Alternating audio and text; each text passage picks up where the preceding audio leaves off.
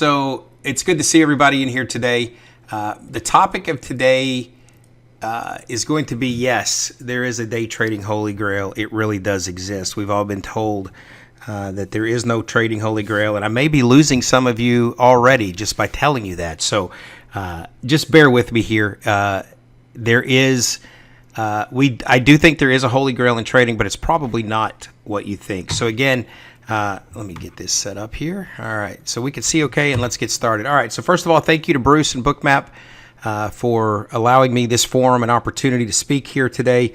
Also, thank you to the attendees for taking your time today and spending it with me here for the next 45 minutes or so. So here's what's on today's agenda. First of all, we're going to talk about who the Oil Trading Group is. That's me. I'll talk to you about my trading philosophy. We're going to talk about our trading approach and our tactics that we use. I'm going to talk to you about Bookmap's role in what we do every single day.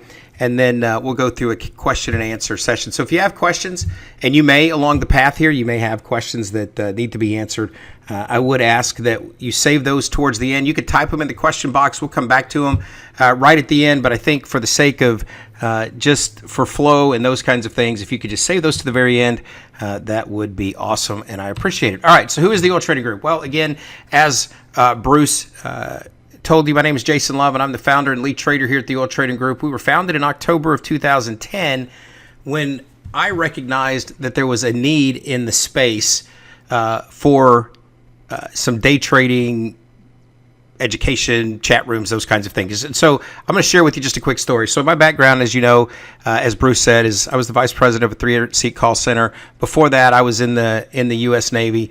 And so as part of this process, discipline and processes and those kinds of things were instilled fairly heavily in me. And so I began trading. I was laid off, actually, this call center job, and I was actually the guy that had to lay himself off, which was an interesting experience. Without getting into too many of the gory details, we were a travel call center, and right after 9/11, travel was something that people were less excited to do for the obvious reasons, and so the travel market sustained a bit of a dip. And so I was responsible for laying myself off, and so I ended up saying I don't want to be in a position where I'm working for the man ever again. And so I began this process of trading, and I traded for a few years, and I started out in the currency markets, and long story short, the currency markets didn't fit my personality very well, right? They're open 24/7, well, 24/6, really, and they're just open nonstop, and there's always action in the overnight sessions, Asia, London, and then of course New York. And it just didn't fit my personality very well because it was a little bit too unstructured. So I did like day trading, and I ended up moving over into trading oil. And I got into a couple of rooms, and I'm going to tell you a quick story. One of the rooms that I was in, the guy would pop this carbonated soda, that sound, that familiar sound that we all know, the psh, right? And so I'm a diet Dr. Pepper guy. I don't drink coffee. And so after a day or two in there, by the way, I would hear this pop sound every 15 minutes or so for about 4 hours. So 4 an hour times 4 hours, that's 16. I finally got up the courage and said, hey, I'm Diet Dr. Pepper. What kind of guy are you? And he said, he laughed at me. He said, that's not Diet Dr. Pepper. That's Coors Light. And so he was popping Coors Light every 15 minutes for 4 hours. So, 16 beers into the morning, he was not available for questions, as you might imagine. So I moved on to another room, and this guy was a singing clown in his part-time job, and he would sing, and he would post things that weren't true, and it was just a big mess, and you guys are familiar with some of that stuff that goes on in the industry. So that's what prompted me to start the Oil Trading Group.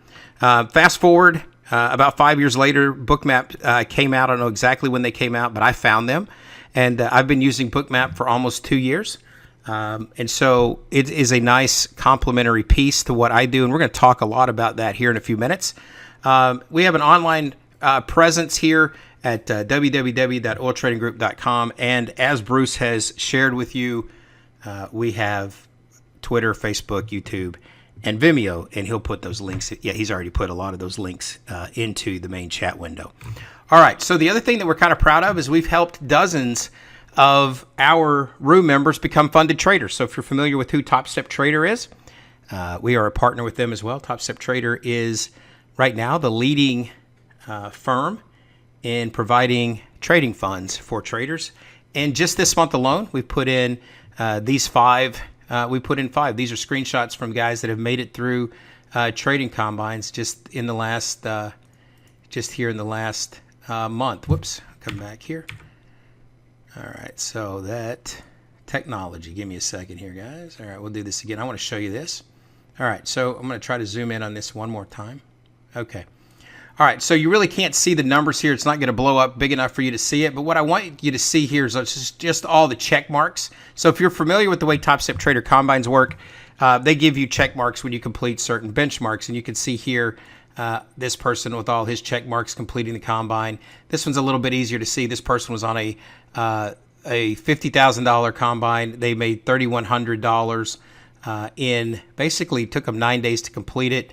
And we have had five in the month of August. We had five traders that were part of our group that made it through the Top Step Trader Combine. That's a really cool thing because now when we start talking about risk here in a few minutes, they're not risking their own capital. So we'll come back and talk a little bit more about that in just a moment. All right, so a test. We all like to take tests, right?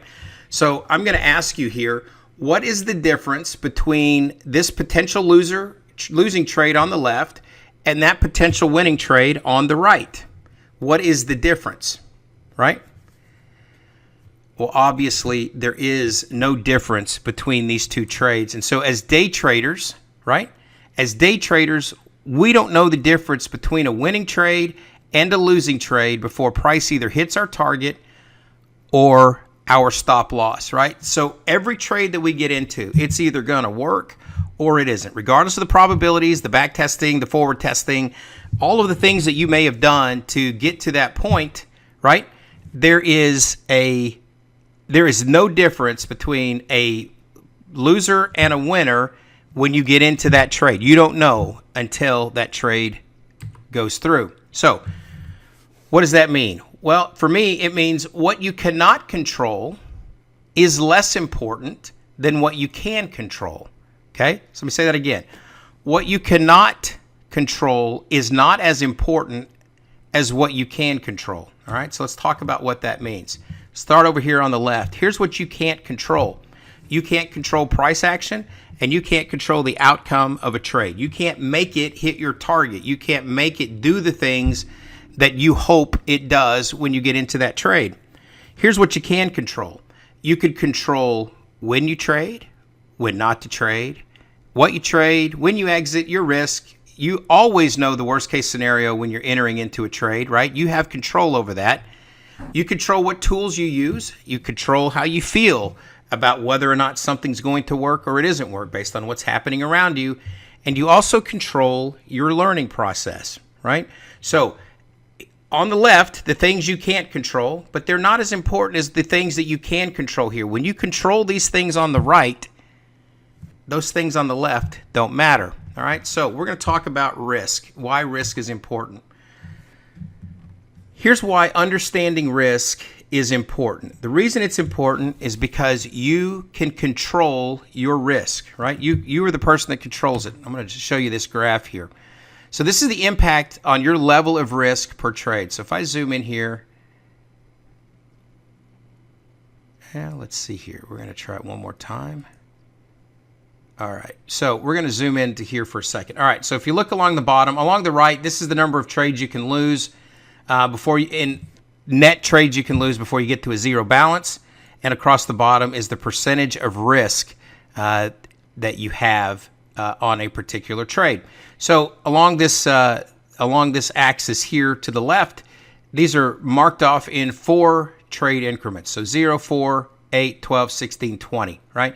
So if you are risking 1% of your account, you can lose 100 trades in a row before you blow out your account, right? So if you're only risking 1% of your account, you can lose 100 trades in a row before you blow out your account. Conversely, if you're risking 10% of your account on a trade, right? Right here at 10%, then you are risking, what is that? You can lose 4, 8, 12-ish, somewhere between 8 to 12 trades in a row before you blow out your account.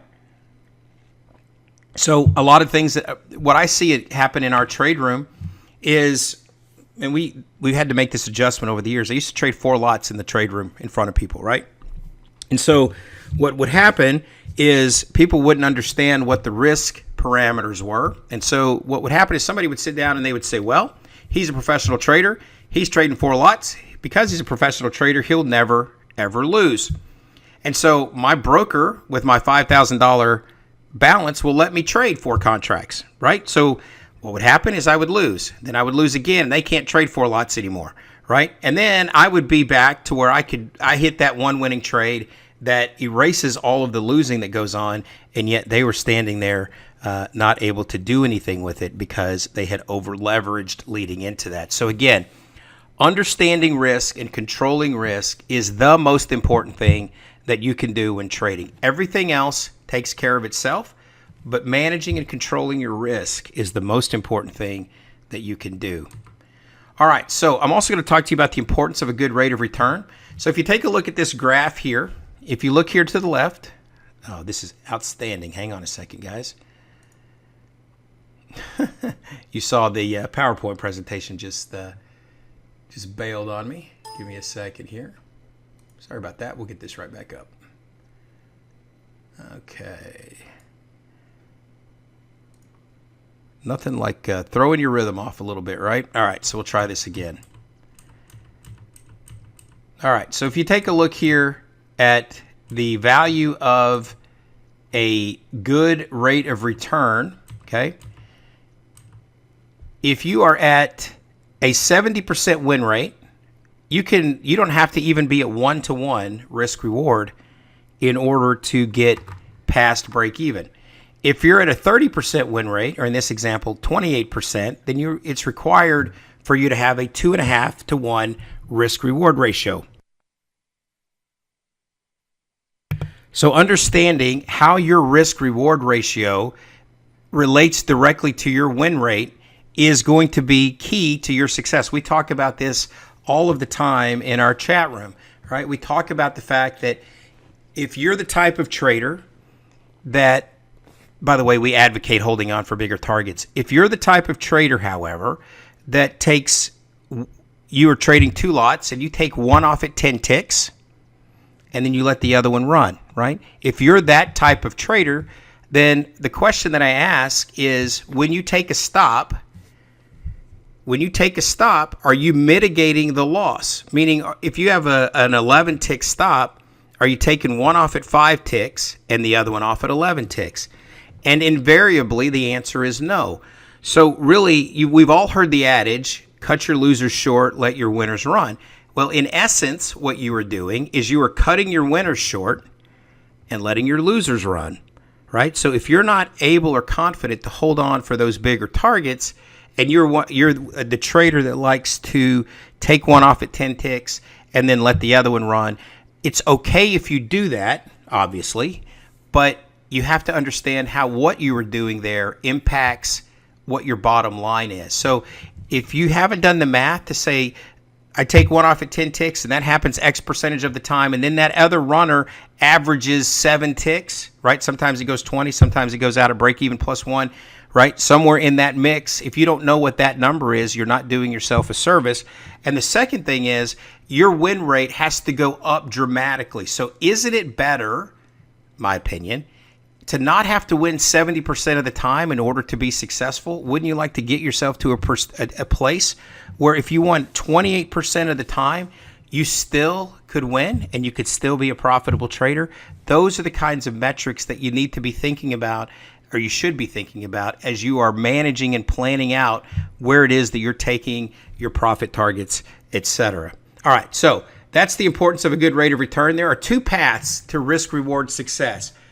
Path number 1, you have a high win percentage, okay, and a low risk-reward ratio. So if you have a high win percentage and a low risk-reward ratio, you could still be successful.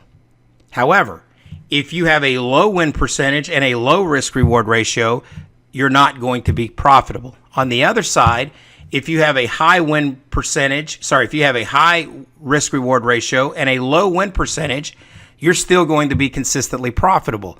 And if you somehow get yourself up to 70% win rate and a 2-to-1 risk reward ratio, 3-to-1, 4-to-1, etc., then at that point, that's where the magic happens. That's where you're blowing the lid off of it every single month. The point is this, that if you have the proper risk reward ratio in mind, you don't have to win as much. If you have a 1-to-1, then you have to win a lot more in order to be successful. And again, the way that I see the world, I would rather be able to be wrong a lot and still be right in the end, right? That's the way I would like to, that's the way we approach what we do in here. Not that we try to be wrong a lot, but if you are wrong, right? And I'm going to show you some examples of this in a few minutes, but if you are wrong, it's okay if you can eliminate those losers with a single winner, right? The mistake that a lot of retail traders make is they have a good day, small good day, small good day, good day, good day. And then on Friday they come in and they sit down and they wipe it all out with a single losing trade or a single losing day, because even though their win percentage is high, the amount that they're winning is low, and that one oh heck trade that you take is the one that wipes out all of your winning. All right, so understanding risk reward is the holy grail of trading. So I started off by telling you that there is a holy grail of trading, and understanding risk reward and how it affects your trading. And this topic is way deeper than I'm going into it here today. I'm just giving you the foundation of what we look at so that I can then begin to talk to you about how we incorporate our Bookmap into this. So understanding risk reward is the holy grail of trading, right? So the components that affect your equity growth is your win rate. That's your distribution between wins and losses. Your rate of return, which is how your winners offset your losers. And then the size of your losses and winners, right? That's your position size. What is your size of your winners versus your losers? If you get this formula tweaked and right, nothing else matters in your trading. And here's what I mean by that. You can trade any system and any program as long as you're managing risk properly. But once you enhance it with the proper tools and the proper knowledge of tactics, this will make a whole lot of sense, and it will really impact positively overall your trading. All right. So how do you start doing this, right? That's the question. How do you start doing this? Well, one of the things that I used to do when I was the VP of this call center, at the beginning of every year, we would have a goal setting process.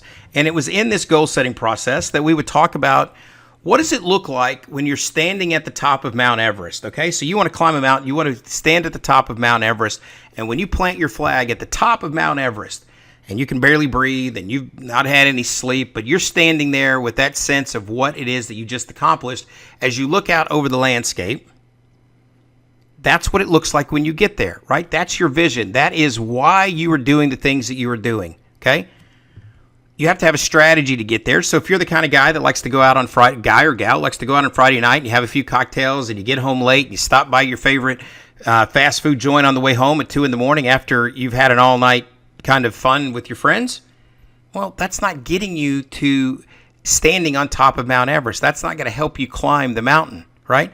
So you have to have a strategy to do that. Eat right, exercise, do all those kinds of things. Your tactics to get you to the top of the mountain are the things that you do every day to help you. I'm working out, I'm taking mountain climbing classes, I'm getting into environments where it's low oxygen. You get the picture, right? I'm learning how to set up a tent, I'm learning how to deal with the cold, I'm buying the equipment. Those are your tactics to get your strategy, which gets you to your vision of standing at the top of the mountain, right? So this is how you go about accomplishing this. Your goal, your strategy, your tactics, it's a top-down approach, and your tactics are all aligned with your goals. So I'm going to put it this way. Your vision is the why you are doing something, right? Your vision is why you are doing something. The what is your strategy. What am I doing to get to my vision? And the how are the tactics that you employ to get there, all right? So what does this have to do with Bookmap and a webinar? Well, and the underlying thing that we're all trying to do here is we're all trying to become consistently profitable. That's our vision. That's our goal. We all want to be consistently profitable. that's why we are doing this, right? That's why we are trading. The what with the is your strategy. What are you going to do to be consistently profitable? You're going to cut your losers short and let your winners run. And the tactics get you there, right? The tactics are what get you there.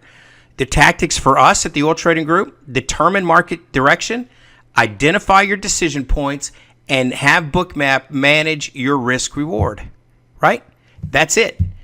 Your vision, consistently profitable. Your strategy, cut your losers short, let your winners run. And these are your tactics to get you to your strategy, which gets you to your ultimate vision. Okay, now that I've laid the groundwork, let's talk tactics for a few minutes. So the first thing that we like to do is we want to determine what we assume the direction of the market is going to be on the day, because we all want to get on the right side of the direction.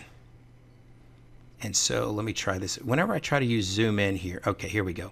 So the question I always ask is this a bull market or a bear market, right?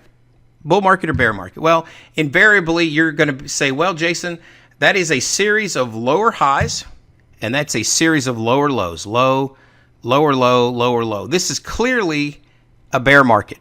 We're going to be looking for shorts all day because this is a bear market, right? Okay. So I'm going to ask you this. Is this a bull market or a bear market? Well, now you would tell me, well, clearly higher highs and higher lows. Okay.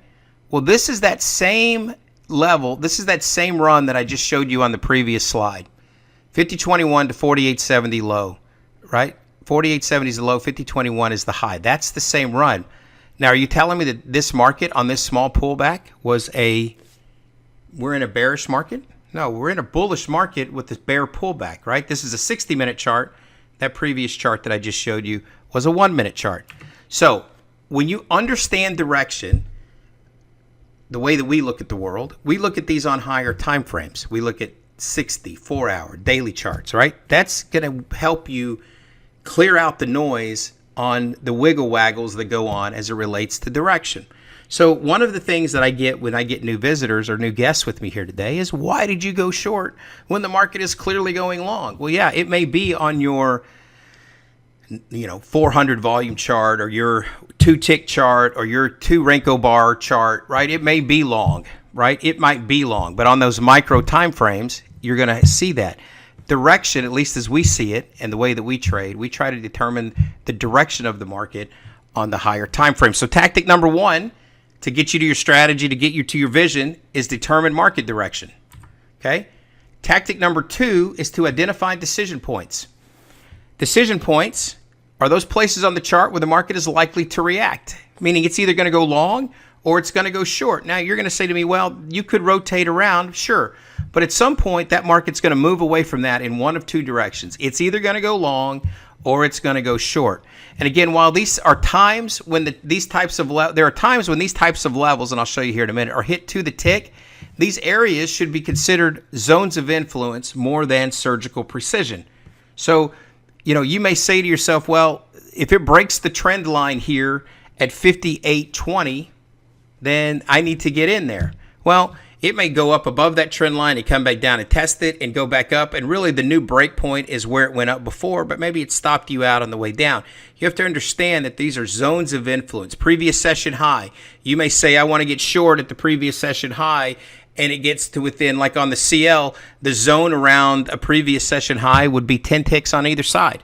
So it may go 6 ticks away from that zone and then sell off, and you missed it because you are not interpreting that it's a decision point is an area of influence more than it is an actual to the target, to the tick precision. I'm going to show you that. I'm going to show you how that worked here today in a real live example of what we did in the trading room 2 hours ago.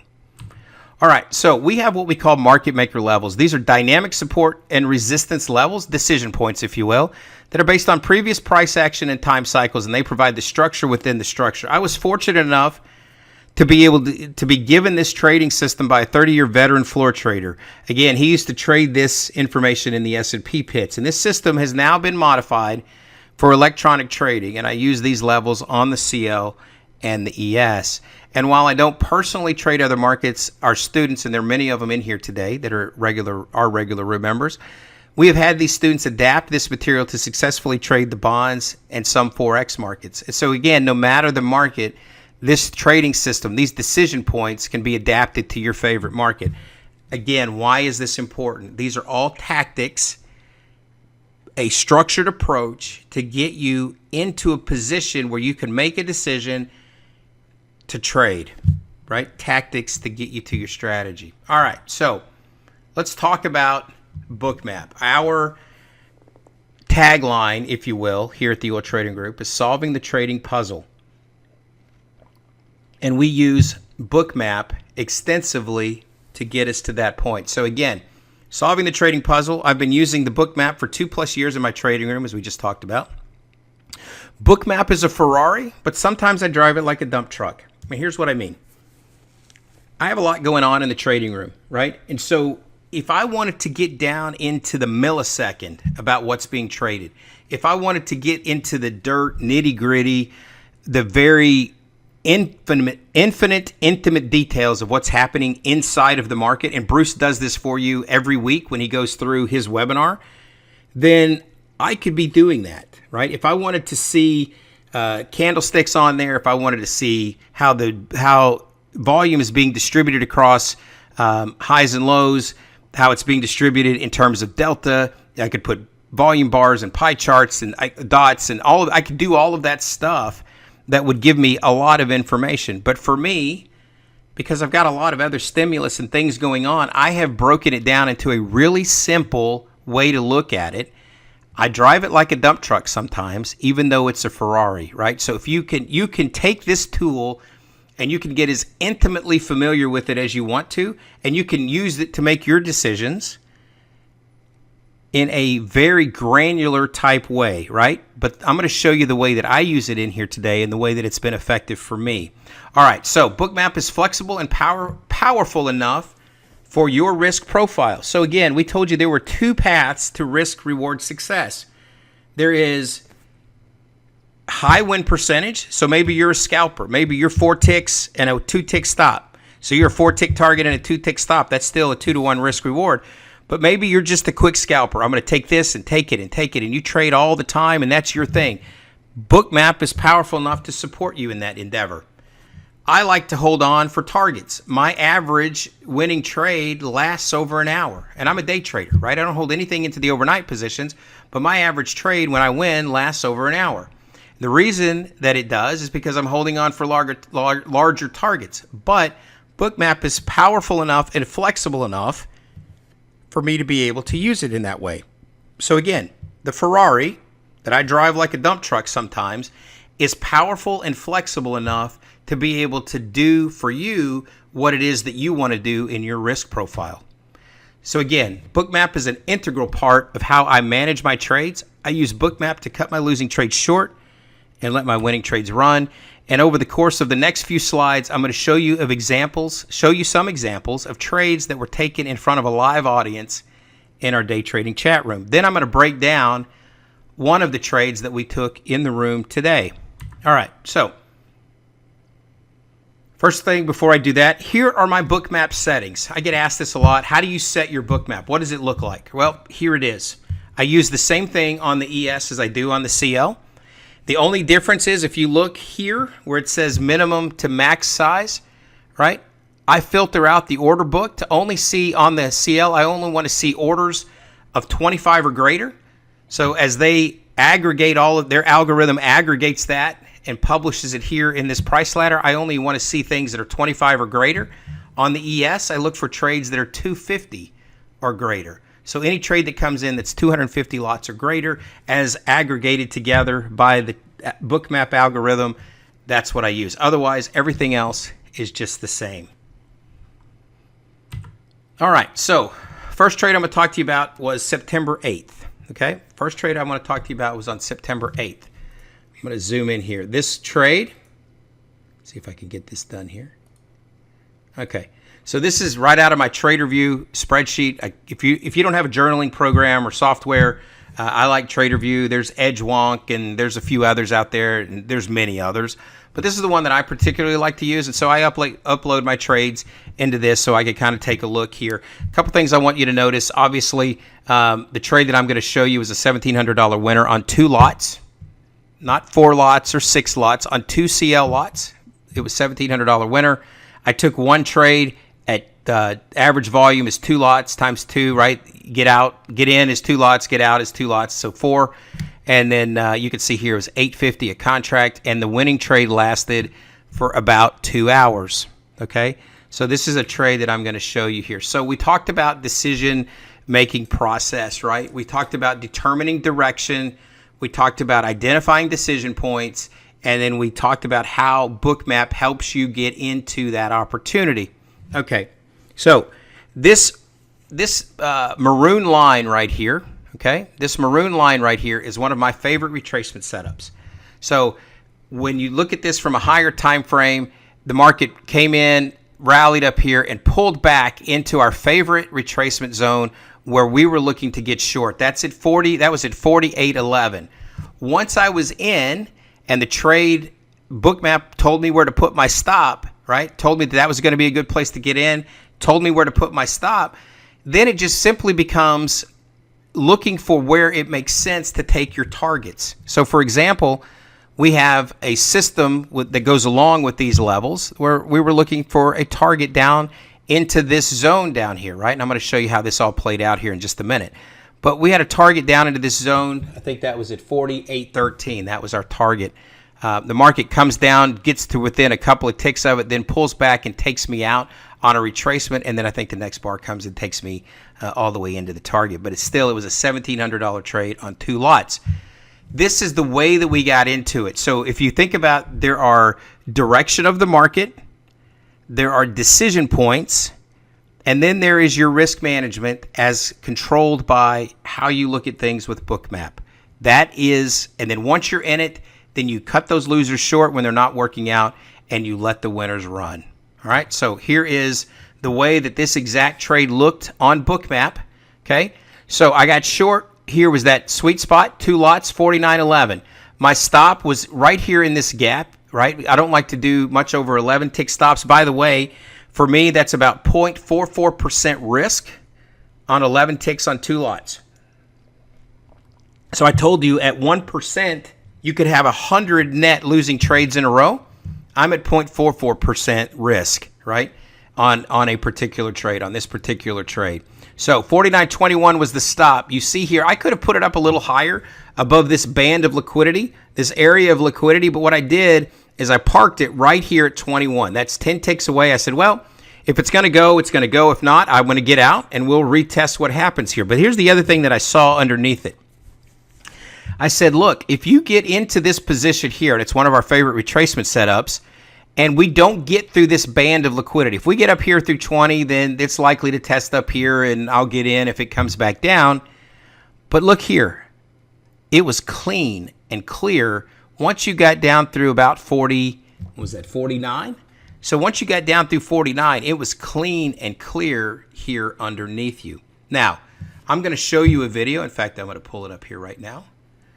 Okay, and I'm going to have an 8, 9, 10. I'm going to talk to you about this video. This video is posted on our website. It's in our Trade of the Day videos. We record these types of things. So this is a recording. I'm going to let you listen to the first part of this. I'm going to put, so I'm going to have to, sorry, I'm going to tell you in advance. I got to do a little bit of Southern engineering here. I'm going to have to put the microphone in front of the speaker so that you can hear the audio here. Then I'm going to pull it back, and I'm going to walk you through what my thought process was as this trade was actually taken live in our day trading chat room. So I'm going to put the microphone in front of the speaker and then hit pause, and we'll come back and resume it. There's 7, 8, 9, 10. I am in at 11. My stop here is 22. The target is somewhere between 57 and 44. Okay, so we're going to start there. I'm going to turn the music off here, and then I'm going to, that was me, by the way, live in the room telling you exactly how it was that I got in and where I got in. So what? Just to go back and recap here, my stop actually was 22, not 21. 49.11 was the entry. This yellow price right here, this is where the price was. And then this is where the stop was. So if you take a look back here, again, same thing I just showed you. This is the actual tape of the trade when we did it in the room. Right up here, 22 was the stop. I may have had it, could have had it back, but I definitely wanted to get above 15, 17, and 20, right? So I was parked right up here in this area. And what you can see here is just how clean it was underneath you once the trade got active. So I'm going to turn this on. Remember, it's a 2-hour trade. This video is 2 minutes. It's going to go way faster than what it actually did in the trading room. It's going to go super fast, okay? So I'm going to have to talk through this thing fairly quickly, but I took 2 hours worth of trade because nobody wants to watch a full-length motion picture of a trade, right? So I took it, cut it down, I put a little music behind it, but you're going to get the idea here as we go through it. So again, we're in right here, and you can see us just kind of rotational around. You can see our market maker levels here on the left-hand side of the screen. This little brown area right here at 48.09 was settlement from the previous session, right? And so here we are, just kind of rotating around. I've got a stop up here at 22. The volume and liquidity, rather, the liquidity was holding in that area, right? So now we begin to start to move. I'm showing you some other tools here. Beginning to start to move. The liquidity is still down here protecting 0.0, but that's something that we expect to occur around the 0.0 level. And I want you to look at how quickly that tape is moving there on the right-hand side. Once we got down here to 10 ticks, I moved the stop to break even for a risk-free trade. And now what we are talking about in the room is that if we get down through this 95, 94, this thing is going to unhook. So now we did get down through it, and you can see that my stop here is at 91. If you look back up here, we have liquidity protecting you all the way up to 90. So 91 was a 20-tick stop, 20-tick trail stop here at the point, right? And so you can see that this thing is continuing to move to the downside. You're knifing through all of these levels underneath you. We came down here to 97, sorry, to 48.57, and you can see how Bookmap is identifying the place to put the trail stop. 86 here, sorry, 67. You see that I said we were talking about the fact that if the market comes up through that area there, and then I'm moving the target down because it was getting aggressive on the push down. But again, you can see here, again, you see me moving the target down. We came down here to 26. We were looking to reach out to 13 on this particular trade. We come down to 28. My stop here is at 41. You can see the liquidity here at 39, 38, 36. Protecting, that's where my trail stop is now at 31. Market comes down to 18, 17. Now I'm just in not give it back mode, right? And at that point, I get taken out for a 172 tick trade, or 85 times 2 lots. So again, that happened. All that happened kind of fast. But here's the bottom line. We had the direction identified for that particular day. We identified a decision point, and we put a small stop on it. We put a 10-tick stop. Then we said, if the market's going to go, we're going to use the Bookmap to show you how to manage it. Right? We've got a target way down there that we think it's going to hit, but if it starts to pull back against us, we'll get out. Right? If it starts to pull back against us, we're going to get out. And sometimes it does take you out before it gets to your target. In fact, it does that quite a bit. But even if it had taken me out along the path, this was an 8.5 to 1 risk-reward trade. 8.5 to 1 risk-reward trade. Even if it came back and took me out at 7 to 1 or 6 to 1, it's still a massive trade. And how many losing trades and days can you have if you have a $1,700 winner? How much losing can you have and still be okay? A lot, right? You can still have a lot. All right, so that was September 8th. I'm going to show you another trade here. Really? Give me a second here. It's not liking. It is not liking this. Give me a second here. Let me reopen it. Sorry, guys. We'll get it reopened here. And we'll come back down. Sorry about that. You're watching live coverage of me working through my PowerPoint. Okay, here we go. All right, so we're going to close that. And this was the September 8th trade. Okay, so let's go to the next one here. Here is a similar type trade on September 5th, okay? So if you want to zoom in on that, this is a 132 tick trade. This was on September 5th. So September 8th, we had a $1,700 trade on one lot, or sorry, two lots in one trade. This is the September 5th. This was a 132 tick trade. And again, same idea, right? We had an entry level right here at 48.01. And again, I'm going to play this video for you. We had an entry level at 48.01, and we had a target up here at 48.72. These are your decision points, and these are our targets. And we use this 12 tick stop below the structure points here. And this is how Bookmap help you determine what to do in this instance. Okay, so 48.01 is right here. So what I want you to see is Bookmap showed you how the market comes up into this 48.15 area, pulls back down as we were getting into the open, found support here, right? 1, 2, 3, 4 bottoms. You had liquidity parked underneath you here, right? This is liquidity parked underneath. We had a level at 48.01. If you go back up, we had a level in the direction of this moving average, a long in the direction of this moving average, right? So you had this long here.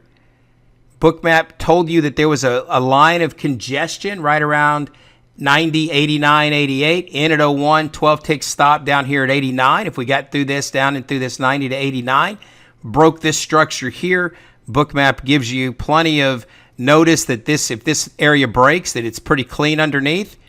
Yes, you can say, well, there was a lot of liquidity up above you, right? There was a lot of liquidity up above you, but this was an area of rejection that a lot of times looks to get traded again. And we got in, right? And so let's do this. Let me show you the trade again. Let me show you this trade here.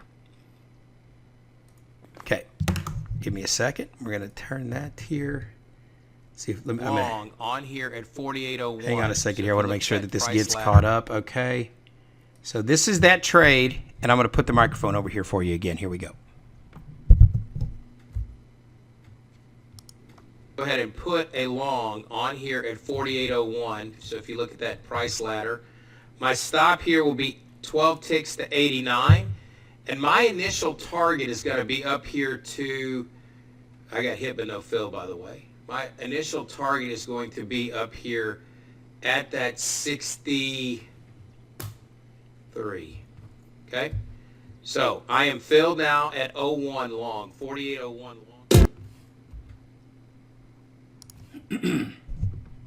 Okay, so you kind of heard me walk through it. So one thing that you'll notice here too is sometimes I say my target's at a certain level, and then it'll change as we get into the trade, because if the trade wants to let you win more money, more ticks, right? If you look at it in the form of ticks versus money, if the market wants to let you win more ticks, who are we to argue with it? So what I'll do is, depending on what the Bookmap is telling me and how aggressively we're getting up through it, I'm going to look to potentially do a bigger target, right? How many times have you gotten into a trade that you say, man, I took it at the target and it just had so much more left in it? That happens a lot, right? And so if the market's willing to give you more, you take more. And if the market is not willing to give it to you, then you cut that loser short and get out of it, right? Okay, so same thing here. I'm going to walk you through this process. So again, if you look down here, 93, 92, 91, 90, right? All this down here, our stop's right here at 89. And so what we said was that if we get down through this zone here, then we don't want to be in it anymore. So what you saw me do is right there was maneuver that target up a little bit. And so this video is about 2 minutes as well, so we'll get through it here. But again, what I want you to see is there was nothing telling me to change my stop and opportunity. So the market begins to rally. We have a resistance point right here on the left at 07. We talked about that. The high on the day is 15. You had a line of liquidity up here. If you could see to the right, there was 321 short, and immediately we just blasted off up through it. So now I'm having trouble. Now this is sped up again, but I'm having trouble keeping up on where to put my stop. But we got it down here at 19 because, again, if you look here, there's a line of liquidity at 20. We're using Bookmap to tell us, hey, if we break that point, we don't want to be in it any longer. Our target was up there at 48.71. Market's rallying up through. We're moving our stop here to 41, All right, so if you look here, 40, there's a line of liquidity here. Now we're at 46 on the trail stop, just in this area, behind this line of liquidity here, and we're just managing to try to hang on to our target, right? 57, you got a line of liquidity up here at 70, right? And we're moving it through. We get to 66, 67, we get to 70, and I say, you know what, to heck with it, I'm going to take it out. We got to within a tick of the target. And so, again, that was how... I know that's fast, okay? And our website is littered with these types of videos on it. Our website is littered with these types of videos. So if you want to see that more slowly and hear all the commentary that went into it, you can do that on the website, okay? So that was a trade on the 8th. That was a trade on the 5th. And now I'm going to show you what we did in the room here today. Now, this one was not the Herculean move that we hoped for, at least not yet. Right? And for those of you that are regular room members, you'll know what I'm talking about here in a minute. So we had our market maker levels that formed up this morning, and I'm going to turn off all these others just so as it's to not be confusing. And one of the things that we talk about is kick the signal, right? Here's your DS signal, and pay the target. Okay, so the target down here was 40. In the room, I told them the initial target was going to be 49.98, but that we could reach out all the way down to 49.50. Now, we got into this trade up here this morning, right around, we got in it right around the open, and we got in at 67. And so I'm going to show you where we put our stop. We got in at 67. We had a 10-tick stop. And here's what Bookmap looked like this morning when we were there. Okay, by the way, here's why I get in at 67 versus this 75 market maker level. I'm going to turn on the secondary levels here for a second. Okay. Your London range high, and there's a whole philosophy around this London range high, was here at 70. I tried to get in at 69. I got hit, but no fill. I tried to get in at 68. I got hit, but no fill. And then eventually I said, you know what, I want to get in because I don't want to miss the train. And I got in at 67. So this is really fresh for those of you that were in the room here today with us. And so we said we had a line of liquidity and a known resistance point up here at 76. My stop was at 77. My stop was at 77. And so give me a second here. Let me get the Bookmap back out. Let's see here. Give me a second here, guys. Okay. So here's what the Bookmap looked like at that time of the morning, okay? Bookmap at this time of the morning, right here. You see this line of liquidity right here at 75. My stop was at 77. I got in at 60. I was trying to get in at 69, 70. Lots of liquidity here. It made a lot of sense for me. Look, if it comes up and takes me out at 10 ticks, it's 10 ticks. My target on this thing was 49.50 today. Now, we're not there yet. 49.98 was the original target. 49.50 was going to be the final target today. But look at where we are here. The low on the day right now is 40. It's down here at the low of the day is 49.83. Remember, we were in from 49.67, right? That's where we were in from today is 49.67. That's where we got into. We got protected here. We talked about this in the room this morning. We were protected from being stopped out by 2 ticks because of what Bookmap showed us in relationship to our market maker level decision point, right? And so takes me out at 10 ticks. It's okay, right? We throw it back. It's not working. We throw it back. The market's giving you feedback. Our target was 110 ticks down the road. Now, I eventually end up getting stopped out on a pullback at 40 ticks times 2 lots. I get stopped out on this pullback right here. On this, we rallied up here. Yeah, we rallied up right here. I ended up getting taken out on this pullback right here, right? And then the market continues to unwind down below here. So if you sign up, get on our email list. I'm going to put out a video probably today, maybe tomorrow about this. But the point is, that was in real time in our trading room today. And I'm going to start wrapping this up so we can get to some of these questions here. All right. So, again, we have 200 plus Trade of the Day videos on our YouTube channel. Check them out. Subscribe. You'll get notified by YouTube when we put them out. We also do this on the ES. So I'm going to run through these really quickly. We had a known area here. And, again, these videos for these trades are on the site. We had a long here based on our levels here. Our market maker level 23. 19 quarter was the long, 23.21 quarter. You can see here was the area of liquidity and how that line supported, and your target at this daily structure target was right up in this area where you had a line of liquidity. That was an ES trade.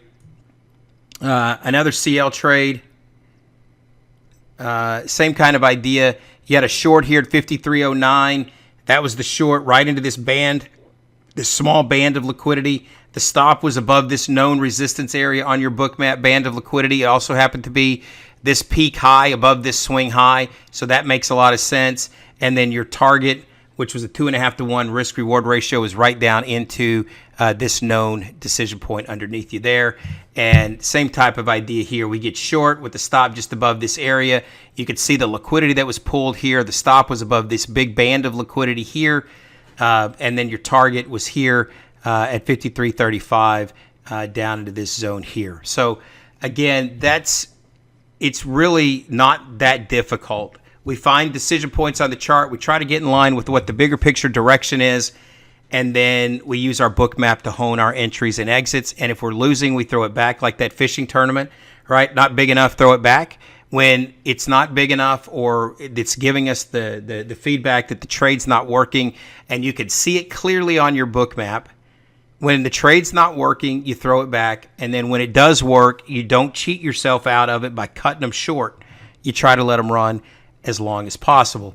All right, so here we go. Let's recap. The key to being consistently profitable, this is your vision, is managing your risk. That's the holy grail. And there are two paths to doing that. You can have a high win rate, or you can have a high risk reward rate. We've chosen the path of high risk reward because I can lose a lot. I can be wrong a lot and still be okay with a few nice trades. The way that OTG achieves our objective is simple. We cut the losers short and we let the winners run. That's the way that we try to approach this.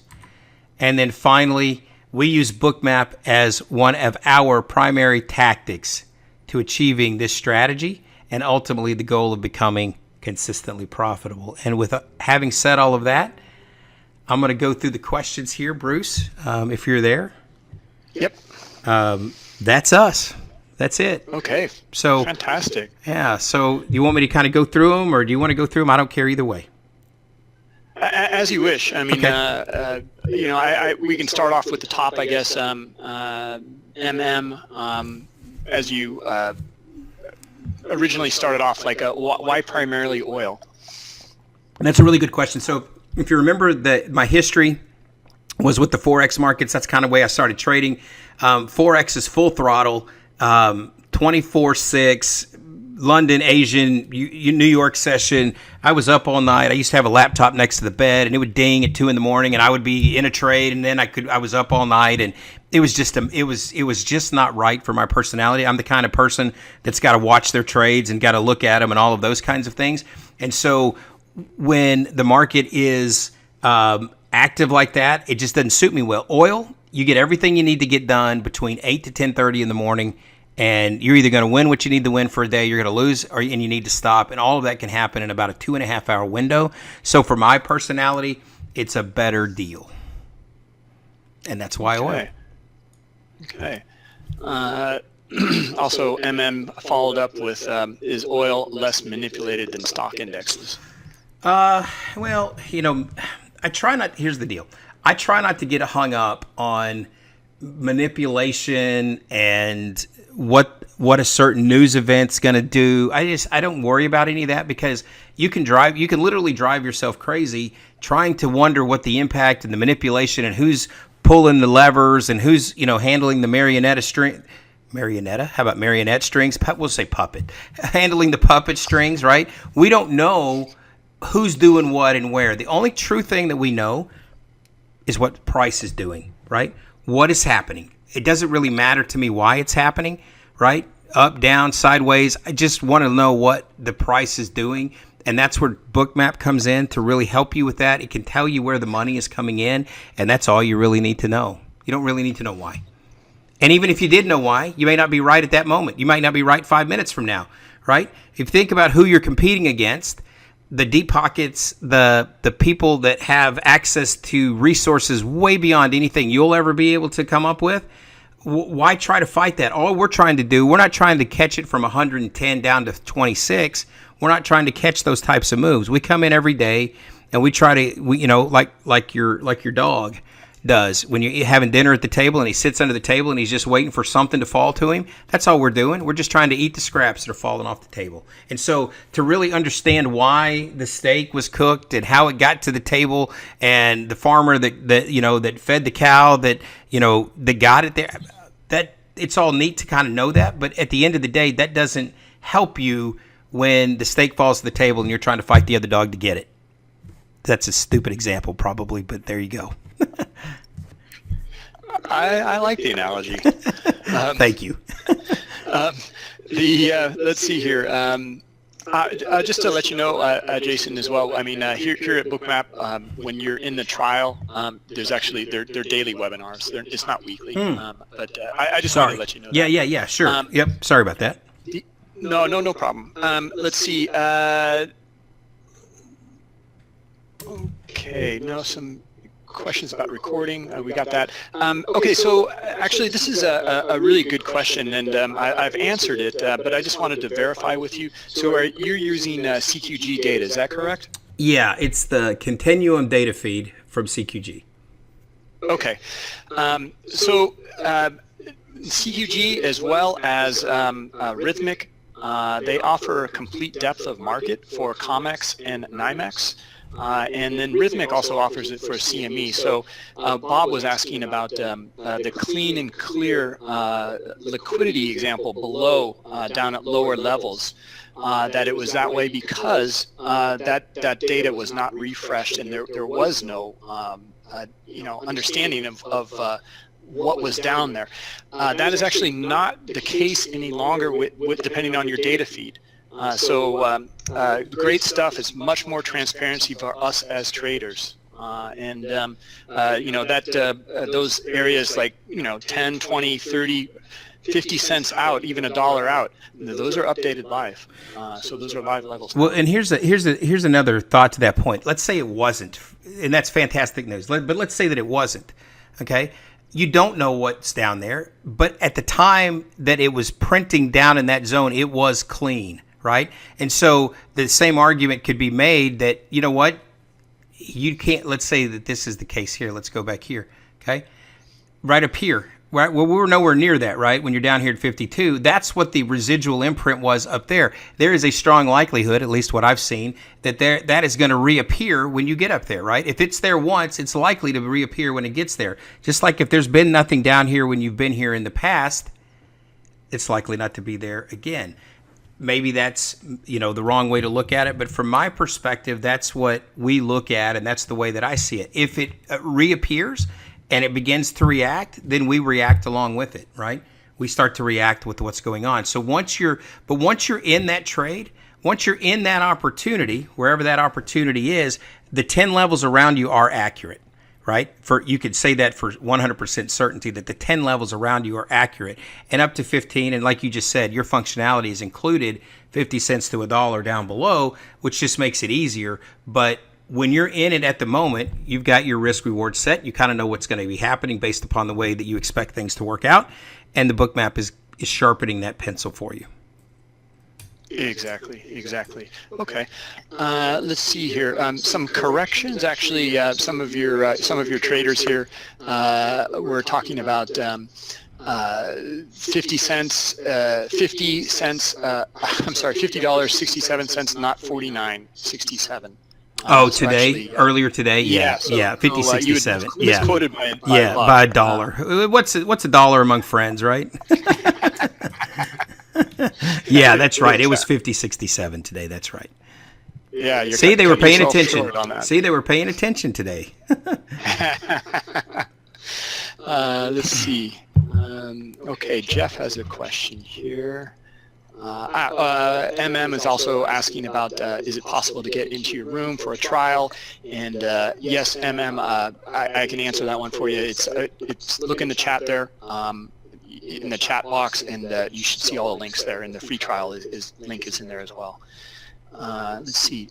Jeff's question to you, why would you take a stop on today's crude short when on the pullback liquidity on Bookmap started lighting up at the 50 45-ish area.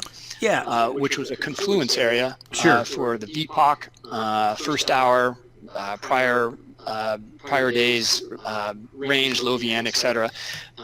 Do you ever add on what seemed ripe to add on to the short, but maybe only if you scale out? Okay, so why did we get out? Well, we were in at 67, and the question that we don't know the answer to is, even though liquidity started lighting up around an area that was 55 to 59 was the volume weighted average price at the time today. And so do you really want to go down from 67 down to 07 and have it retrace all the way back and take you out at break even? And the answer for me is no. So you would turn a $1,200 trade into a break even +1 or +5 trade, right? So maybe you make $100. And so at some point, you have to sharpen the pencil as you get into it. And you have to say to yourself, well, how much of this am I willing to give back? I'm unwilling, if it went $1,200, to give back 1,100 of it, right? So that's the first answer. The second answer is, if you consider what was happening, there was some uncertainty in the market because Trump was speaking today, right? Also, you have the FOMC is meeting today as well. And so if you think and take those into consideration, we had settlement around 35. We had the ETH session open price was at 38, I believe. And so these are areas on your chart that if you say, gosh, if we get past some of this and it starts to gain momentum, I really don't want to be in. And in retrospect, it's really easy to go back and turn around and look behind you and say, look, 54 would have held. You'd have still been in that trade. You'd have been up $1,000. But you don't know that when you're looking to the right and into the future. And so it's all about what is your decision in the moment and what type of risk reward you're looking for and those kinds of things, right? That's just, it's easy to go, and I'm not being critical here, by the way. It's just always easy to go back and look over your shoulder and say, man, we shoulda, coulda, right? But it just doesn't always, work like that. So one of the other questions was, and let me see if I can figure this. Let me see if I can pull this up. The other question was, do you ever look to add to the position? And the answer is yes. I do like to add to positions. All right. So let me see if I can get a chart out here for you. I want to show you this if I can get this thing to pull up here. Hang on. Let's see. Where is this chart at? Okay. Well, I know where it is. I think it's here. Okay. Let me do it this way. I'm just going to we're going to change the instrument on this platform. We're going to go drawing tools. And I just want to show you the answer to this question. Do I add to positions? And the answer is yes, but not recently. And here's why. We'll go into, we'll stay in the continuous contract here. This will be fine. All right. Okay. So when you add to positions and you hang on for long targets, what happens is you end up with a lot of break-even trades, because if you're in a choppy conditions where the market is not being favorable to your ad, right? So if you look here, this is let's go. We need this on a daily chart here. Sorry about that. Give me a second, Bruce. Daily chart, and click apply. Okay. So when you look at this chart here, we did a lot of adding in this run right here, right? And then this one, and then this drop. But right here, adding to positions, this is really choppy conditions here right now, right? And so if you look at it, our average daily range on the CL, right now is like 120 ticks, right? When it was in this area, it was like 200 ticks, right? And so it's easy to add to positions here because you know the market is trending, right? But it's not trending necessarily here in these zones. So we do add to positions. We just haven't been doing it recently because if you're in, let's just do simple math. If you're in at 20 and you added 0.00, your trail stop is now at 10, right? And so that brings your average in way down. And if you get one of these pullbacks that takes you out of break even before it goes, then you get 2 lots times 10 ticks versus 2 lots times 60 ticks. And that's the basic answer. The market conditions have to be right, and they just haven't been right recently, in my estimation. Okay. Let's see here. MM is asking all sorts of questions about your trial, the hours, how much it costs. So do this. Get if you'll throw your email address in here or your phone number, we can give you a shout and talk to you about all those questions. It might be easier to get those questions answered like that. Or if you just want to send an email to jason@oiltradinggroup.com, you can do that also. And we'll get all those. We'll get you in contact with somebody who can get all those questions answered. Okay. And just a question here about the recording. So all of the Pro Trader webinar series is recorded. It'll be on the homepage of our YouTube, but there's a playlist as well. It's just going to be on the homepage for a week or two, and then we'll just take it off. But you'll still have access to it in the playlists. Okay. And then let's see, Jason, do you have any links to those webinars that, those trades that you had earlier that you were showing? Trade of the day? Yeah. So in those links that I sent you, there is a category on our website. So you have to click the blog. Okay, let me just see if I can pull this up really quickly. If you were to visit the website here, let me get that pulled up, and I'll show you exactly how to get to it. Here, I'll put the link here into chat. Yeah, right now that'll probably be easier, I guess. There you go. Trade of the day. Yeah, that's videos. it. Trade of the day videos, and there's 10 videos to a page, and there's 21 pages worth of videos to watch. So that will help. Okay. Let's see here.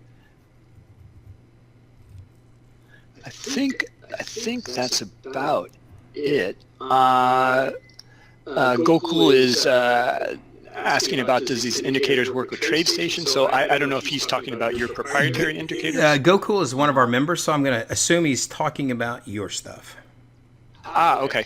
Bookmap is actually a platform, so it's just like NinjaTrader, although we do connect to the API of Ninja as well as the API of TT Xtrader Pro and Trader Workstation from Interactive Brokers. But all you need is a data feed from your data provider, and just like any other platform, and you're up and running in Bookmap.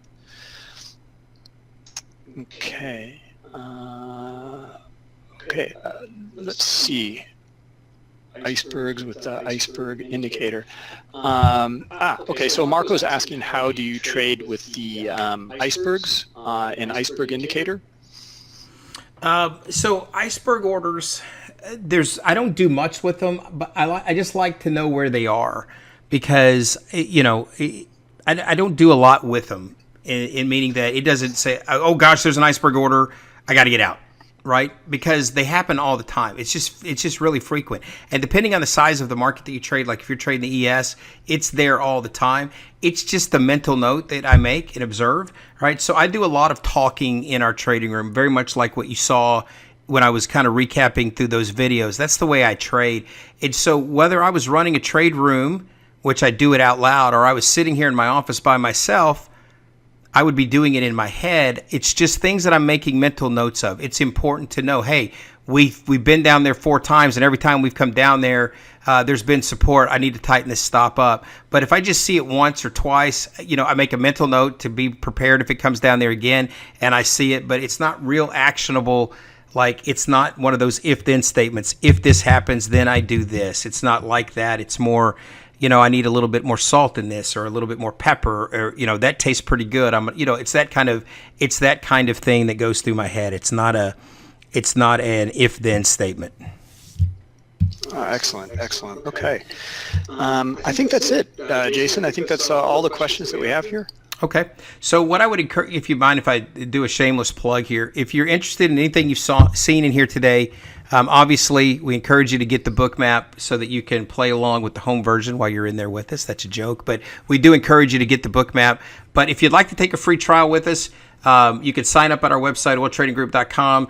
While you're there, we're gonna make you a one-time offer of some really cool stuff, really cool trading stuff. $47. You get a few extra days in the room. That trade that was $1,700 that I showed you, that setup is included in the $47 package.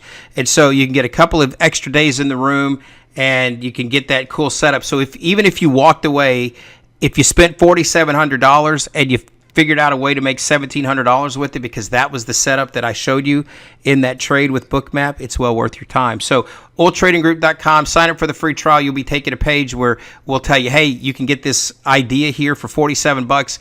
Again, you get some extra days in the room. You're going to get a spreadsheet that's going to show you kind of risk reward. It's one of the things that we build our whole risk reward principles around. And then for $47, I'm going to give you a setup. And as traders, I know we all like new setups, right? And that setup is the one that, if you can still see the screen here, let me just pull back here just a little bit. I'll pull this back. So on September 8th, this trade right here that we kind of detailed in here, this horizontal line, this tan horizontal line that went for $1,700, that's the setup that I'm including for $47. So, yeah, other than that, Bruce, thanks a lot. I appreciate it. Excellent stuff, Jason. I love the way you control the risk, and it's just so important, and you just do such a good job of it. So if there's no more questions, then I think we'll wrap it up. I've put the links in there for Jason if you need to get a hold of Jason. All sorts of different links and from website, from the trial, and his trade of the day, and YouTube and Twitter there. Okay, so other than that, we'll catch up with you guys tomorrow. Now, Jason's webinar today was at 12 p.m. Eastern Time. The rest of the week, they're going to be at 11. Okay, so 11 a.m. Eastern Time. Just wanted to remind you guys about that. Other than that, thanks a lot, Jason. Just great stuff. Yeah, my pleasure. And again, thanks for the opportunity to talk to you guys. And again, we certainly appreciate you guys listening and participating here today.